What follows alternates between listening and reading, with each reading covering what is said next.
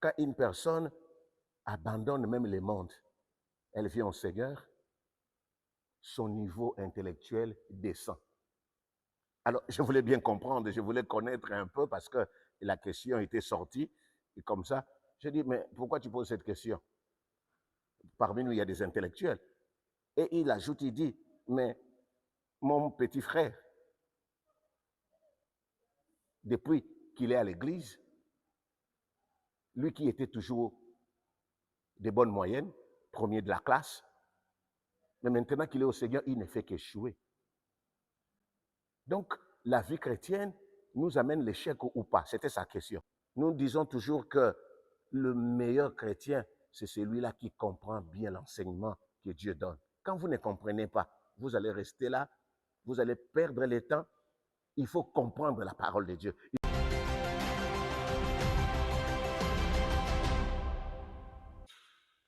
Que le Seigneur vous bénisse abondamment. Nous vous saluons, nous vous aimons dans le nom de notre Seigneur Jésus-Christ. Nous voulons partager la parole du Seigneur. Bien-aimés, lors d'une discussion, nous étions en train de faire le partage avec des amis, des bien-aimés. Alors, pendant que nous discutions, il y a un frère qui a posé la question de savoir. Ça nous a fait rire à la fin. Mais après, quand je suis rentré à la maison, j'ai commencé à me demander, à me poser des questions. Quelle était la préoccupation du frère? Mais qu'est-ce qui fait que la personne qui était intelligente, quand elle vient au Seigneur, elle n'est plus intelligente? Elle devient abrutie. J'ai voulu vraiment comprendre la question. Et le monsieur a dit, mon petit, avant de venir au Seigneur, était toujours premier de la classe, meilleur de sa classe. Tout là où elle a accepté Jésus-Christ, fait qu'échouer. Avec l'aide du Saint-Esprit, de vous donner ou de nous donner des éléments de réponse.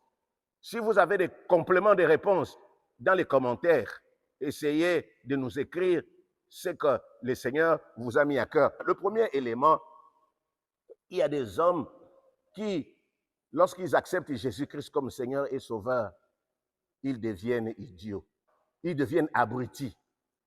Oui, il y a des gens qui sont comme ça, qui pensent que la vie chrétienne, c'est seulement la prière. Or, la Bible nous donne même des éléments de réponse.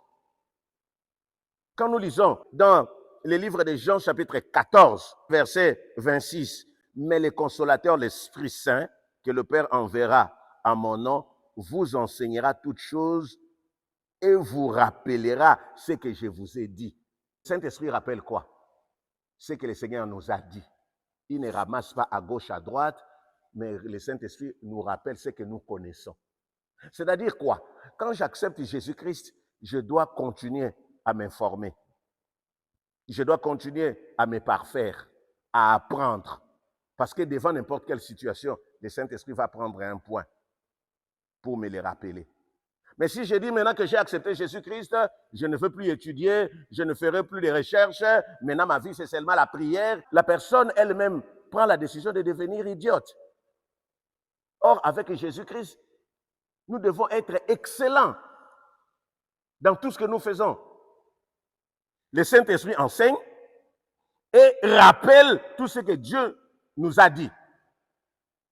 Tout ce que je vous ai dit, tout ce que les serviteurs de Dieu nous disent, tout ce que nous apprenons en faisant des recherches, en lisant la parole de Dieu, en lisant la Bible, en lisant les livres, il va nous rappeler même nos expériences personnelles oubliées, il va nous rappeler comment est-ce que les amis, les autres se sont comportés. Donc, un enfant de Dieu doit apprendre, avoir la connaissance. C'est ce qui va faire la différence. C'est là où, bien aimé, Jésus-Christ connaissait tout. Il connaissait l'entrepreneuriat, leadership. Quand il dit, vous serez la tête et non la queue. Jésus a enseigné quoi? Jésus a enseigné le savoir-vivre. Quand vous arrivez chez les gens, il faut les saluer. Vous voyez, la vie chrétienne, c'est une vie d'excellence. Alors, quand le frère dit que son frère, maintenant, n'est plus intelligent, non, c'est parce que les frères ne veulent pas l'excellence. Avec Jésus, c'est l'excellence. Avec Jésus, on doit apprendre. Qu'est-ce que la Bible nous dit? 2 Pierre, chapitre 1, verset 5. À cause de cela même, faites tous vos efforts. On doit faire les efforts. Effort veut dire quoi? Quand les gens dorment, toi tu es là en train de lire, de faire des recherches, faites tous vos efforts pour joindre à votre foi la vertu, les valeurs, les savoir-vivre. C'est-à-dire, quand nous acceptons Jésus-Christ, c'est là où nous devenons même polis. C'est là où nous allons même bien nous comporter. Il y a des gens, en acceptant Jésus-Christ, deviennent impolis. Non, avec Jésus, on ne doit pas être mal poli. Même si tu n'as pas été bien éduqué chez toi, Jésus-Christ t'éduque. À la fois, il faut joindre la vertu, à la vertu, la science. Il faut apprendre pour avoir la science. Donc, le problème ici, ce n'est pas l'Église. Le problème, ce n'est pas parce que la personne a accepté Jésus-Christ. Jésus-Christ, c'est le Seigneur qui nous donne l'intelligence, la sagesse. Lui-même connaît tout, géographie, histoire, le droit. Jésus a parlé de quoi? Jésus a parlé des juges, il a parlé des avocats. Jésus a dit, quand vous allez vous retrouver à la cour, ne vous inquiétez pas. Vous voyez, Jésus connaît tout. Il enseigne la maîtrise de soi. Donc, le problème, ce n'est pas l'Église, le problème, c'est l'homme. Dire que c'est parce qu'on a accepté Jésus-Christ qu'on devient hébété, qu'on devient abruti, brut, borné, idiot, imbécile, bête, c'est une fausse accusation. Avec Jésus-Christ, nous avançons, on n'est plus arriéré, on n'est plus stupide, on n'est plus troublé. Avec Jésus-Christ, le sommeil même part. On n'est plus débile, on n'est plus fou. Avec Jésus-Christ, on devient intelligent, ingénieux. On rejette même le ridicule. Mon frère, ma sœur, la vie chrétienne nous rend habiles, exercés, ingénieux. Les faibles deviennent forts, puissants, fermes, doués, capables. Deuxième réponse, ce sont des biens mal acquis. Les biens mal acquis ne profitent jamais. Seule une conduite juste préserve de la mort. Proverbe 10, verset 2, français courant. La richesse mal acquise diminue, mais celui qui amasse peu à peu l'augmente. Proverbe 13, verset 11. Vous savez que dans le monde des ténèbres, on peut prendre l'intelligence de tout le monde pour donner à une personne. On peut prendre l'argent de tout le monde pour enrichir quelqu'un. Vous allez voir dans une famille, il y a seulement une personne qui a réussi. Il y a une seule personne qui est élevée. Tout le monde dépend d'elle. Tout le monde est derrière elle. C'est elle qui prend les décisions. C'est parce qu'on lui a donné l'intelligence, on lui a donné la sagesse, on lui a donné l'argent. Mais une personne comme ça, une fois au Seigneur, mais vous savez qu'est-ce qui va arriver? Le Seigneur va enlever cette intelligence. Les gens qui ont l'intelligence satanique, Jésus-Christ, lui, il vient nettoyer. Le Saint-Esprit va nettoyer. Il y a des personnes que nous voyons à la cité très intelligentes, mais ce n'est pas la personne. Dans la personne, il y a toute la famille. Dans la personne, il y a tous les villages, il y a tous les cantons. C'est-à-dire, quand il vient à l'université en ville, avec lui, il y a tout le monde. Tout le monde l'accompagne spirituellement. C'est normal que cette personne, quand elle reçoit Jésus-Christ, que ces esprits-là partent, que ces intelligences-là sautent ses disciples comme la fumée. Alors, une personne comme ça doit faire quoi? Maintenant que l'intelligence qu'on t'a donnée est partie, doit travailler pour sa restauration. Parce que avant, ce que tu avais, ce n'était pas ton intelligence.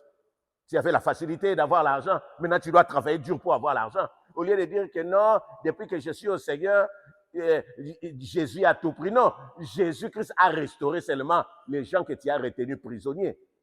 Les gens que tu avais dépouillés. Mais maintenant, toi aussi, tu dois te repentir, tu dois prier, tu dois chercher Dieu pour qu'il te restaure. Il te donne ton intelligence à toi. Donc, le problème ici, ce n'est pas Jésus, le problème, ce n'est pas l'Église, le problème, c'est la personne. Si tu n'as rien compris, en résumé, j'ai dit ceci. On doit apprendre. On doit parfaire son intelligence, sa connaissance. C'est très important. Ce n'est pas parce qu'on a Jésus qu'on n'apprend plus rien, qu'on ne cherche plus la connaissance. 2 Pierre 1, à partir du verset 5, nous dit à la foi. C'est-à-dire, il faut ajouter la science. Pour ajouter la science, La science, ça s'apprend. Dans des recherches, dans la lecture. Voyez? Si la personne ne veut plus apprendre, mais elle va échouer à l'école. Parce qu'il y a des gens comme ça. Moi, je me rappelle, quand nous avons accepté Jésus-Christ, il y a des gens qui ont dit, ah, moi, je vais servir Dieu. L'école, je n'irai plus à l'école. Mais où est le problème de Dieu si la personne elle-même a pris la mauvaise décision? C'est une mauvaise décision. Parce que quand tu dis, je n'irai plus à l'école, mais tu vas t'humilier quand tu vas te retrouver devant les intellectuels. Quand ils vont commencer à parler, à débattre, mais tu seras sans argument. Et tu vas être diminué. Et je suis en train de parler à un frère qui veut abandonner l'école parce qu'il a accepté Jésus-Christ. Non, avec Jésus-Christ, on doit être excellent. Avec Jésus-Christ, on doit, même si on avait la vision de s'arrêter en 5e année d'université pour avoir le bac plus 5, avec Jésus-Christ, on doit aller jusqu'au fond, avoir le doctorat. C'est ça Jésus. Jésus, c'est l'excellence. Oh, Jésus, c'est l'honneur. Jésus, c'est la gloire. Et deuxièmement, ils ont récupéré. Un jour, je disais à une sœur qui pleurait, moi j'avais les facilités, j'avais l'argent facile, mais maintenant depuis que je suis au Seigneur, Jésus a tout pris. J'ai dit non, Jésus n'a pas tout pris. Jésus a restauré. Parce que l'argent que tu avais, ce n'était pas ton argent. Dans ta famille, il y avait des gens qui pleuraient. C'était après son témoignage, non, vraiment Dieu m'a donné la paix, mais je n'ai plus rien, je ne comprends plus. Non, tu dois comprendre que ce que tu avais, ce n'était pas pour toi. On t'avait donné la beauté, on t'avait donné l'intelligence, on t'avait donné la sagesse, on t'avait tout donné. Maintenant que tu as accepté Jésus, que Jésus a tout récupéré. Alors ce que tu dois faire maintenant, c'est récupérer aussi sa beauté, ta propre beauté que le Seigneur t'avait donnée à la création. Ton intelligence que tu avais à la création, c'est cette intelligence-là que tu dois récupérer. Merci Seigneur pour la parole. Merci Seigneur pour ces moments. Merci Saint-Esprit, tu viens de nous parler. Merci Éternel de gloire pour ta grâce, pour ta fidélité. Merci Jésus, tu nous as renouvelé l'intelligence. Nous étions des plaintifs en train de dire que Seigneur, depuis que nous t'avons accepté, tout est devenu dur. Non, rien n'est dur. Seulement, nous n'avons pas encore renouvelé l'intelligence. Saint-Esprit, Romains chapitre 12, verset 2, renouvelle mon intelligence. Au nom de Jésus. Seigneur, merci pour la parole. Merci, Seigneur de gloire, parce que j'ai compris qu'avec Dieu, c'est l'excellence. Saint-Esprit, aide-moi à être excellent. Saint-Esprit, j'ai besoin de toi. Enseigne-moi. Saint-Esprit de Dieu, donne-moi la force d'apprendre. Parce qu'un jour, tu vas prendre toutes ces expériences. Tu vas prendre tous ces enseignements, toutes ces leçons. Éternel, oui, moi-même aujourd'hui, je refuse d'utiliser l'intelligence de mon frère. Seigneur, j'ai dépouillé des hommes, j'ai dépouillé tout un canton, j'ai dépouillé tout un village, j'ai dépouillé les hommes. Aujourd'hui, ils n'ont plus l'intelligence. Moi, j'ai utilisé leur intelligence, j'ai utilisé leur faveur, j'ai utilisé leur argent. Je suis en train d'accoucher à leur place pendant qu'ils sont dans la stérilité. Aujourd'hui, Seigneur, que chacun récupère sa chose, que chacun soit restauré au nom de Jésus. Toi aussi à qui on avait volé pour donner à quelqu'un, pendant que tu écoutes ces messages, le Seigneur te restaure. Au nom de Jésus, sois restauré.